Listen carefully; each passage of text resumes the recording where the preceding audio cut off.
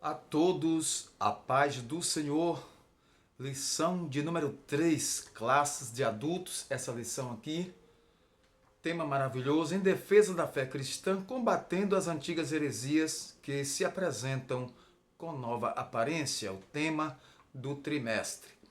A pré-aula de número 3 para o dia 19 de janeiro de 2025 tem como título A Encarnação do Verbo. O texto áureo está em João 1,14, que diz: E o Verbo se fez carne e habitou entre nós, e vimos a sua glória, como a glória do unigênito do Pai, cheio de graça e de verdade. A vinda do Filho de Deus em forma humana é um fato presenciado por muitas testemunhas e por isso a negação de sua historicidade não se sustenta. Leitura bíblica em 1 João 1, de 1 a 3, capítulo 4, de 1 a 3, e 2 a João, versículo 7. O que era desde o princípio, o que vimos com os nossos olhos, o que temos contemplado e as nossas mãos tocaram da palavra da vida, porque a vida foi manifestada e nós a vimos e testificamos dela, e vos anunciamos a vida eterna que estava com o Pai e nos foi manifestada. O que vimos e ouvimos, isso vos anunciamos, para que também tenhais comunhão conosco, e a nossa comunhão é com o Pai e com o seu Filho Jesus Cristo. Amados, não creiais em todo o Espírito, mas provai se os Espíritos são de Deus, porque já muitos falsos profetas se têm levantado no mundo. Nisto conhecereis o Espírito de Deus. Todo o espírito que confessa que Jesus Cristo veio em carne é de Deus. E todo espírito que não confessa que Jesus Cristo veio em carne não é de Deus. Mas este é o espírito do anticristo, do qual já ouvistes que há de vir, e eis que está já no mundo. Porque já muitos enganadores entraram no mundo, os quais não confessam que Jesus Cristo veio em carne. Este tal é o enganador e o anticristo. A lição desta semana tem como finalidade apresentar a doutrina bíblica sobre a humanidade de Jesus. Desde o início da Igreja, houve tentativas de negar a divindade absoluta de Cristo, bem como a sua ressurreição. Nós vamos iniciar esta pré-aula falando de apologética cristã teológica, ou apologética teológica. E esse trimestre tem como tema, eu já falei para vocês, e nós, nessa terceira pré-aula, vamos falar sobre a encarnação do Verbo. Quando Deus planejou enviar seu Filho Jesus para tomar forma humana, e isso aconteceu quando Jesus veio ao mundo. Heresias que negam a corporeidade de Cristo.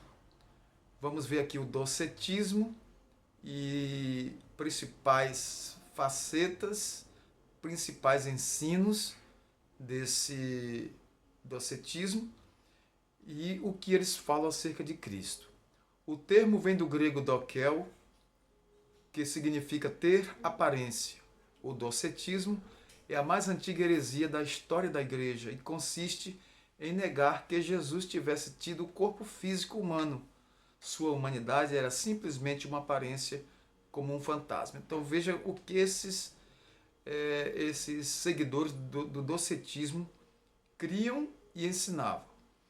Então o que eles ensinavam? Os seguidores desta heresia ensinavam muitas coisas fora das Escrituras e contrárias à palavra de Deus. O nosso enfoque aqui nesta pré-aula destaca a humanidade de Jesus como verdadeiro homem, porque ele tomou forma humana para representar a humanidade. O evangelista Lucas descreve um começo muito humano. Ele fala que Jesus teve parentes, amigos, fala de Zacarias, Isabel, José, Maria, vizinhos, primos, fala de pessoas. E isso sem contar o relato sagrado de sua infância, que enfoca o seu desenvolvimento físico, intelectual e espiritual. O que os principais docetas diziam sobre Jesus? 3 dos principais heresiarcas negavam que Jesus Cristo tivesse vindo em carne. Então, por isso que o apóstolo João fala muito sobre aqueles que negam que Jesus veio em carne, esses não têm comunhão com Deus e não têm o Espírito de Deus. Vamos passar para a segunda parte da lição, que fala da afirmação apostólica da corporeidade de Jesus. O que era desde o princípio? Os evangelhos de Mateus, Marcos e Lucas, denominados evangelhos sinóticos, apresentam Jesus ressaltando seus aspectos humanos, ao passo que João reforça o aspecto divino. Deu para entender? Os evangelistas sinóticos, que apresentam mensagens sinônimas, parecidas, Mateus, Marcos e Lucas. E João tem uma abordagem um pouco diferenciada, porque ele enfoca mais no aspecto divino. Os 3 evangelhos que nós falamos expõem Jesus exteriormente, ao passo que João o revela interiormente. Pode-se dizer que o evangelho de João é uma interpretação de Jesus. A expressão "o que era desde o princípio" é uma reiteração daquilo que o apóstolo afirma na introdução do evangelho que leva o seu nome. No princípio era o Verbo. Isso significa que o Verbo já existia mesmo antes da criação, mas João nunca perde de vista que o Verbo se fez carne. Não se contenta apenas com isso, mas apresenta detalhes importantes. É que o Verbo não somente se fez carne, para não deixar dúvida alguma, ele diz, e habitou entre nós, e vimos a sua glória. Entendeu? Então, a reafirmação apostólica. O apóstolo reitera o que afirma na introdução do seu evangelho. O que vimos com os nossos olhos, o que temos contemplado, e as nossas mãos tocaram da palavra da vida. Então isso pode parecer até uma redundância. Nós vimos com os nossos olhos, mas o propósito é mostrar com muita ênfase, sem deixar dúvida alguma, que o Senhor Jesus veio em carne ao mundo. Ele existiu como pessoa humana, 100% homem, 100% Deus.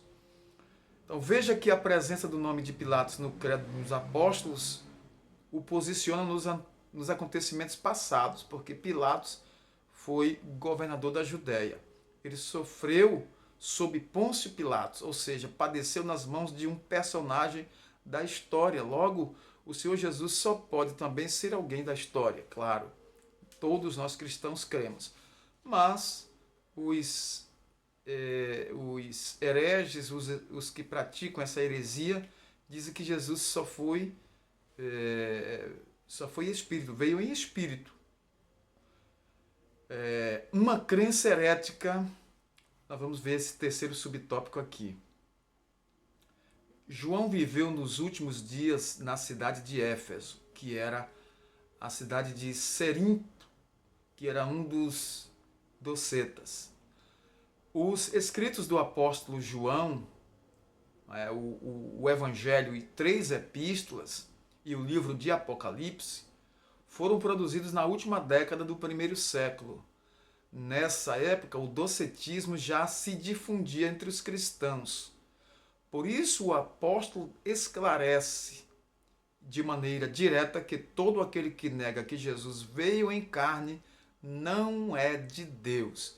1 João 4:3. Veja a gravidade dessa heresia, pois, se Jesus não teve corpo físico real, ele também não morreu. E se não morreu, também não ressuscitou. Se não ressuscitou, logo não há esperança de salvação. Então, essa é a razão a qual o apóstolo João foi contundente contra esses hereges. Os expoentes de tal crença são chamados de enganadores. Então, o inimigo sempre querendo tirar a essência da palavra de Deus. Jesus se manifestou em carne, viveu entre nós, padeceu, morreu e ao terceiro dia ressuscitou glorioso. Então, essa última parte da lição, a terceira parte, diz como essas heresias se revelam hoje. Vamos ver? Quanto ao nascimento virginal de Jesus, há movimentos que negam isso, como os Mormons, a Igreja da Unificação, ensinam que ele não foi gerado pelo Espírito Santo, negam a concepção e nascimento virginal, promovendo uma confusão na mente das pessoas. Vamos ao segundo subtópico, quanto à morte e ressurreição de Cristo. O heresiarca gnóstico do Egito, Basílides, negava a crucificação de Cristo e dizia que Simão, o Cirineu, transfigurou-se e foi equivocadamente crucificado e que o populacho o tomou por Jesus. Assim sendo, Cristo apenas presenciou a crucificação de Simão, seu suposto sósia. É cada coisa que aparece. O Alcorão, o livro sagrado dos muçulmanos e sua principal fonte de autoridade espiritual, declara que o Senhor Jesus não foi crucificado, que tudo não passou de uma simulação. Alcorão 4.157. Então observamos aí muita confusão acerca dessa doutrina tão importante da igreja. Confirmação histórica. Vamos aqui. A confirmação bíblica e histórica da morte de Jesus é fato incontestável. Historiadores não cristãos, judeus e romanos atestaram a morte de Jesus.